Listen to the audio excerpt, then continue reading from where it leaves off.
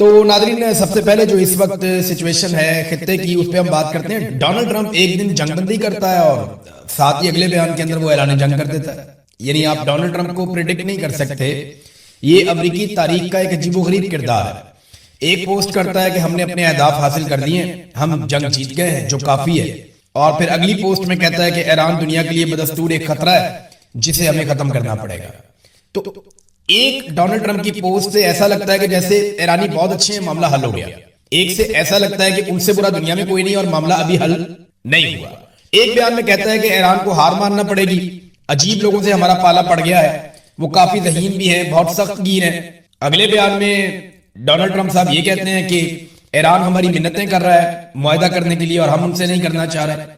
اب جو latest Donald Trump کا اس حوالے سے سٹیٹمنٹ ہے, وہ سٹیٹمنٹ یہ ہے کہ میں جلد ایران کی بھیجی ہوئی تجاویز کا جائزہ لوں گا. دیکھیں ایران نے پہلے تجاویز بھجوائی اور پہلے امریکہ نے بھجوائی, ایران نے نہیں مانی, پھر ایران نے بھجوائی, امریکہ نے نہیں مانی, پھر ایران نے تراویل کر کے بھجوائی, اس کے اوپر پنگا پڑ گیا. اب ایران نے فائنلی اور تجاویز بھجوائی ہیں اور اطلاع یہ آ رہی ہے کہ ایک طرف سے کوئی 9 تجاویز آئی ہیں, امریکہ کی طرف سے وہ 14 یا 15 تجاویز جو ہیں وہ ایران نے بھجوا دی. یہ ابھی کسی کو بھی کنفرم نہیں ہے, سب اپنی اپنی باتیں کر رہے ہیں. ایکچولی جو مذاکرات ہیں وہ پاکستان کروا رہا ہے, امریکہ اور ایران کے بیچ میں چل رہے ہیں, ایک دوسرے کو تجاویز بھجوا رہے ہیں. جس وقت ان کی نیت ہوگی نا دونوں ملکوں کی, یہ بڑے آرام سے مذاکرات کامیاب ہو جائیں. جب تک ان کی نیت نہیں ہے نا, یہ جو مرضی کرنے مذاکرات کامیاب نہیں ہوں گے. تو یہاں پہ ڈونلڈ ٹرمپ نے کہا کہ میں جلد ایران کی بھیجی ہوئی تجاویز کا جائزہ لوں گا, مگر میرے خیال میں یہ قابل قبول نہیں ہوگا کیونکہ انہوں نے گزشتہ 47 سالوں میں انسانیت اور دنیا کے خلاف جو کچھ کیا ہے اس کے لیے انہوں نے ابھی تک کوئی بڑی قیمت نہیں چکائی. یعنی اب ڈونلڈ ٹرمپ ایک مرتبہ پھر جنگ کی بات کر رہا ہے. تو جنگ کی بات میں نا ایک بات آپ ذہن میں رکھیے گا کہ سینٹ کام کے جو کمانڈر ہیں انہوں نے ڈونلڈ ٹرمپ کو بریفنگ دی تھی ابھی حال ہی میں, اور اس کے بعد ایڈمرل بریڈ کوپر ان کا نام ہے, انہوں نے 26 فروری کو جب دی تھی بریفنگ تو 28 فروری کو امریکہ نے حملہ کر دیا تھا. اس مرتبہ انہوں نے دوبارہ ڈونلڈ ٹرمپ کو ایک بریفنگ دی ہے کہ کیا کیا کچھ کیا جا سکتا ہے ایران کے خلاف, وہ کون سے 3 فوجی آپشن ہیں جن کے اوپر عمل درآمد کیا جا سکتا ہے. میں نے آپ کو وہ رپورٹ بھی کیا تھا. اب یہی جو سینٹ کام کے کمانڈر ہیں انہوں نے اسرائیل سے بھی رابطہ کیا ہے اور اسرائیلی چیف آف سٹاف نے ہمانگی پیدا کرنے کے لیے, کیونکہ اگر حملہ ہونا ہے تو اسرائیل نے ساتھ مل کر حملہ کرنا ہے. اور اس مرتبہ عرب ممالک میں بھی بہت سارے دفاعی ساز و سامان وہ لے رہے ہیں, ان کی بھی تیاری ہے, وہ اب کسی اور پچ پہ ہیں. پچھلی مرتبہ حالات کچھ اور تھے, اس مرتبہ حالات تھوڑے سے مختلف ہیں. اس مرتبہ عربوں کا نقصان بھی ہو چکا ہے اور ایران کے پاس یہ شواہد بھی ہیں کہ عرب ممالک کی سرزمین سے ایران پہ بار بار اٹیک کیا گیا ہے اور ایران کی گورنمنٹ سے جڑے لوگوں نے باقاعدہ نشاندہی کر دی ہے ان اہداف کی جو عرب سرزمین کے اوپر موجود ہیں اور جن کو وہ کہتے ہیں کہ ہم نشانہ بنائیں گے, چاہے وہ سعودی عرب میں ہے, قطر میں ہے, یو اے ای میں ہے, بحرین میں ہے, اردن میں ہے. انہوں نے بتایا جی ہم ان اہداف کو نشانہ بنائیں گے. صرف وہاں پہ عمان ایک ایسا ملک ہے جس کے ساتھ ابھی تک ایران کا کوئی پھڈا نہیں ہے. تو سینٹ کام کے جو کمانڈر ہیں ان کا اب رابطہ ہوا اسرائیلی چیف آف سٹاف سے تاکہ ہمانگی پیدا کی جائے کہ اگر حملہ ہوتا ہے تو کس طریقے سے کیا جائے گا. اور یہ خالی اتنی بات نہیں ہے, ڈونلڈ ٹرمپ کو بریفنگ دینے کے بعد سینٹ کام کے کمانڈر کوپر جو ہیں وہ فوری طور پہ مڈل ایسٹ آ گئے ہیں. ایڈمرل بریڈ کوپر اس وقت مڈل ایسٹ میں موجود ہیں اور یہاں پہ جو دفاعی تیاریاں ہیں ان کو حتمی شکل دے رہے ہیں, یا جو جارحانہ حکمت عملی ہو سکتی ہے امریکی فوج کی اس کو حتمی شکل دے رہے ہیں اور وہ جائزہ لے رہے ہیں تمام چیزوں کا گراؤنڈ پر آ کے. ڈونلڈ ٹرمپ سے ملنا, وہاں پہ بریفنگ دینا اور اس کے بعد فوری طور پہ اسرائیلی چیف آف سٹاف سے رابطہ کرنا اور پھر خطے میں ان کی موجودگی اور وہاں پہ آپریشنل تیاریوں کا جائزہ لینا.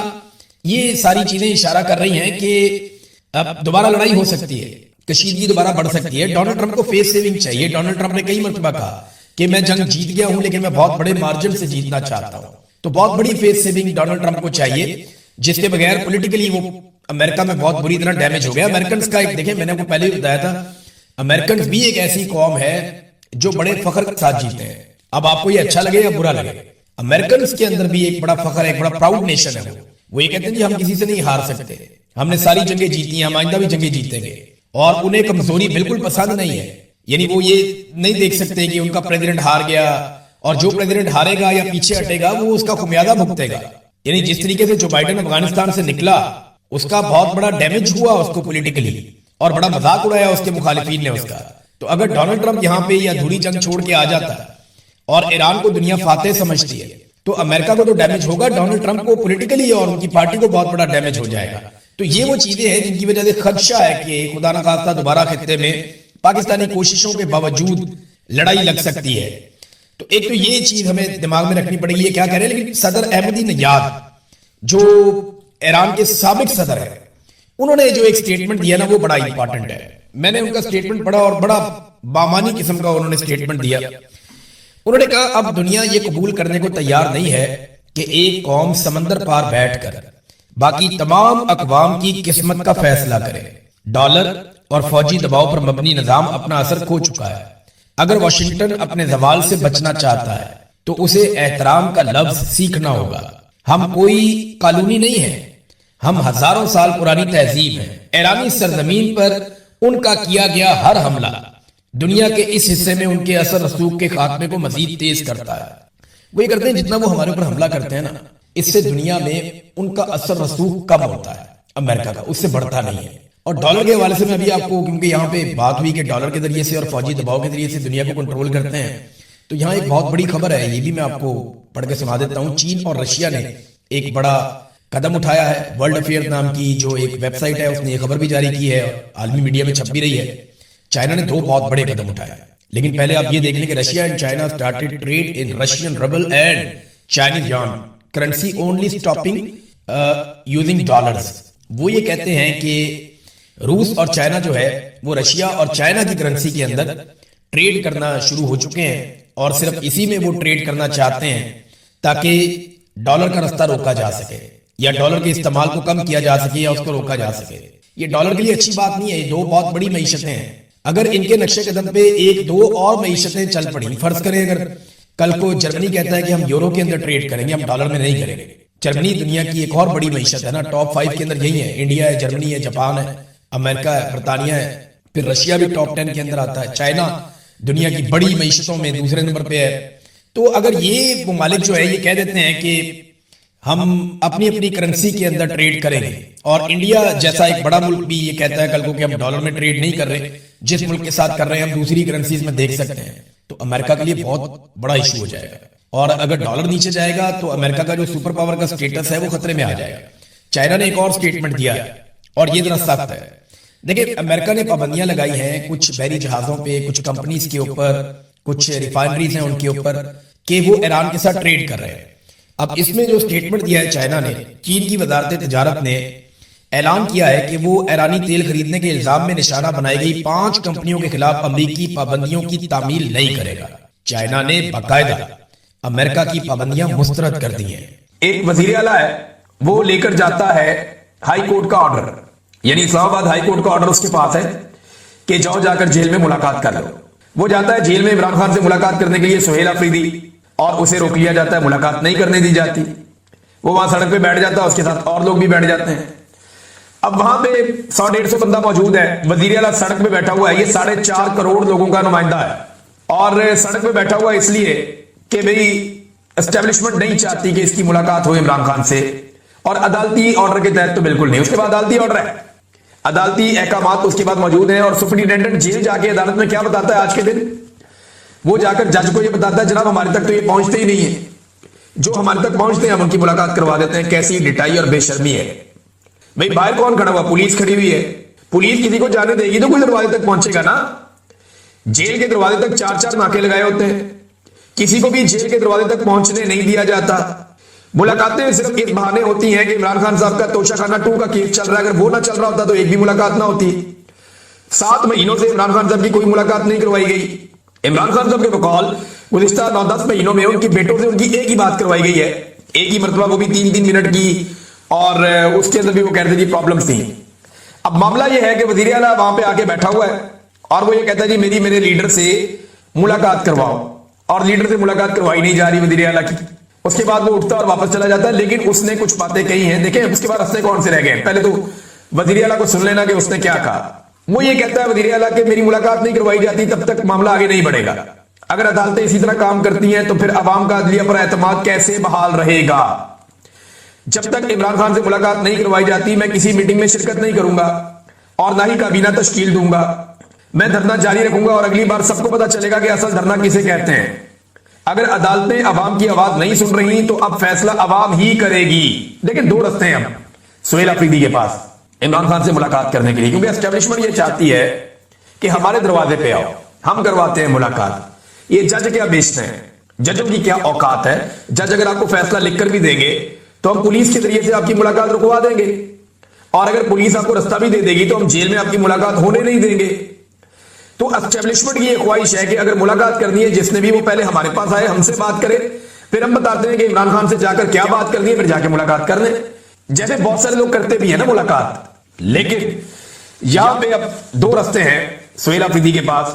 نمبر ایک رستہ تو ڈیل والا رستہ ہے کہ اچھا بچہ بن جائے اور اسٹیبلشمنٹ کے سامنے سرنڈر کر دیں.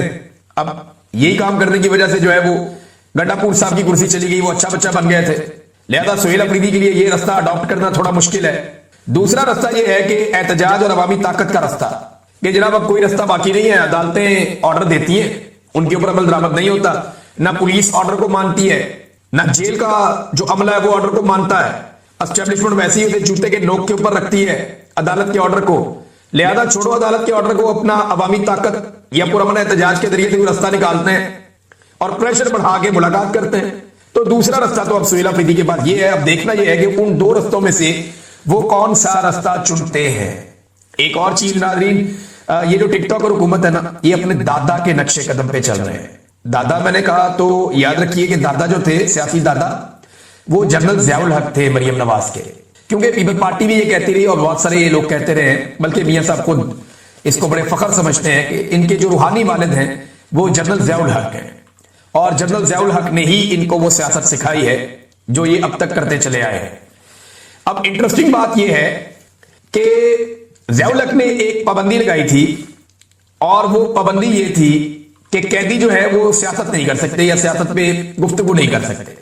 یعنی جتنے قیدی ہیں نا, چاہے وہ تھانے کے اندر بند ہیں, جیل کے اندر بند ہیں, وہ سیاسی گفتگو نہیں کر سکیں گے, انہیں اجازت نہیں ہے کہ وہ سیاسی بات چیت کر سکیں. یہ ضیاء الحق نے ایک پابندی لگائی ہوئی تھی, کیونکہ ضیاء الحق اپنے سیاسی مخالفین کو ڈالتا تھا جیل میں, اور اس نے ایک پابندی لگا دی کہ جناب جیل کے اندر جتنے بھی بندے ہیں وہ سیاسی گفتگو نہیں کر سکتے, نہ لکھ سکتے ہیں, نہ بول سکتے ہیں, نہ کوئی پیغام دے سکتے ہیں. یہ پابندی, سیاسی بات چیت وہ لوگ نہیں کر سکتے, یہ پابندی ضیاء الحق نے لگائی تھی. اچھا, یہ جو پابندی تھی یہ اس کی شک 265, یہ 265 جو ہے اس کے خلاف عدالت میں چلے گئے تھے پاکستان تحریک انصاف کے لوگ, اور سردار ایجاد اسحاق خان صاحب نے یہ فیصلہ کیا تھا کہ پابندی نہیں رہے گی. انہوں نے اجازت دی تھی کہ قیدی سیاسی بات چیت کر سکتا ہے. پاکستان میں ڈیموکریسی ہے, ایک جمہوری ملک ہے.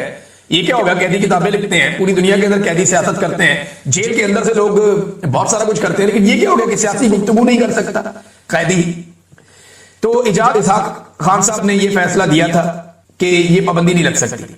لیکن پنجاب حکومت نے درخواست دائر کی ضیاء الحق کے نقشے قدم پہ چلتے ہوئے, اور اس کی روح کو تازہ رکھنے کے لیے اور ضیاء الحق کی جو شفافیت ہے اس کو زندہ کرنے کے لیے انہوں نے جناب درخواست دے دی, اپیل میں چلے گئے, اور اب ایک بینچ بنا اور اس نے جناب وہ فیصلہ معطل کر دیا. ضیاء الحق پہلا آدمی ہے جس نے سیاست کے اندر بڑی مثبت چیزیں لے کر آیا, بڑی ڈیسنسی لے کر آیا, بڑا کمال اس نے ضیاء الحق نے کام کیا. میں چاہوں گا کہ اس کی ان پالیسیز کو جاری رکھوں.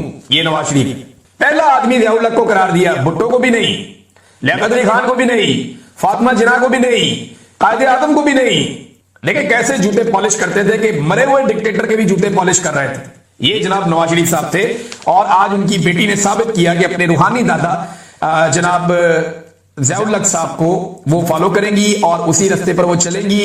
اور اس رستے پہ چلتے ہوئے انہوں نے ثابت کیا کہ جیسا ضیاء الحق تھا وہی سوچ جو ضیاء الحق کی سوچ ہے, وہی آج نواز شریف کی اور مریم نواز کی سوچ آج بھی زندہ ہے, اور یہ اسی رستے پہ چل رہے ہیں. ناظرین, طارق فضل چودھری صاحب جو ہیں وہ اپنے اس موقف کے اوپر ڈٹ گئے ہیں, اور انہوں نے کہا جی بالکل کریں, پاکستان تحریک انصاف درخواست دے, انہیں سنجیدگی پتہ چل جائے گی اس آفر کی. ہم عمران خان کو بنی گالا شفٹ کرنا چاہتے ہیں, تحریک انصاف اگر اس حوالے سے درخواست دے تو ان کو پتہ چلے گا کہ ہم کتنے سنجیدہ ہیں. لیکن دوسری جانب حامد خان صاحب نے اس کا جواب دیا ہے, اور حامد خان صاحب نے جب ان سے سوال کیا گیا, عماد احمد صاحب نے سوال کیا کہ کیا P T I Imran Khan کی بنی گالا منتقلی کی کوئی درخواست دے گی. انہوں نے کہا ہرگز نہیں, ہمیں کسی کو کوئی درخواست دینے کی ضرورت ہی نہیں ہے, کیونکہ ان کو جیل کے اندر غیر قانونی قید میں رکھا گیا ہے. چاہے ان کو بنی گالا لے بھی جائے تب بھی وہ غیر قانونی قید میں ہوں گے. تو ایک آدمی غیر قانونی قید میں ہے تو اس کی منتقلی کی ہم درخواست کیوں دیں. یہ جناب حامد خان صاحب نے اس کے اوپر اپنا موقف دیا ہے. नाज़रीन, पाकिस्तान में एक रोला और पड़ गया, सब्जियों की कीमत बहुत ज्यादा बढ़ गई है और ये अनएक्सपेक्टेड बढ़ गई है, यानी बढ़ती है हर साल। जब कोई सब्जियों की जब एक टाइम आता है जब नई सब्जियां आनी होती हैं और आपका थोड़ा सा कभी कभी प्रॉब्लम हो जाता है, पॉलिसी के अंदर हो जाता है, और वैसे भी महंगाई बढ़ती रहती है।